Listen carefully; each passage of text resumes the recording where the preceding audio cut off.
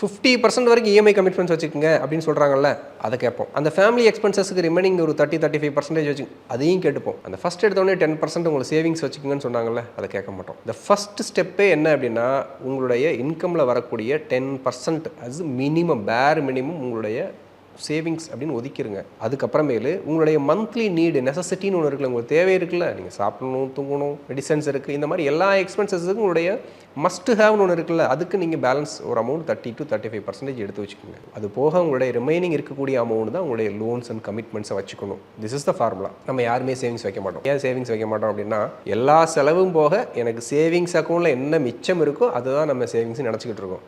ஆனால் அதுவுமே சேவிங்ஸ் கிடையாது. Today's we are in digital world. ஏன்னா உங்கள் கையில் கார்டு இருக்குது, கையில் மொபைல் இருக்குது, ஸ்வைப் பண்ணுறோம், ஸ்கேன் பண்ணுறோம். சேவிங்ஸுங்கிறது நம்மளுடைய அக்கௌண்ட்டுக்கு இருக்கக்கூடிய ஒரு டேக்லைன், ஒரு நேம், அவ்வளோதானே ஒழிய ப்ராக்டிக்கலி ஸ்பீக்கிங் 99% யாருமே நம்ம சேவிங்ஸே வச்சுக்கிறது கிடையாது.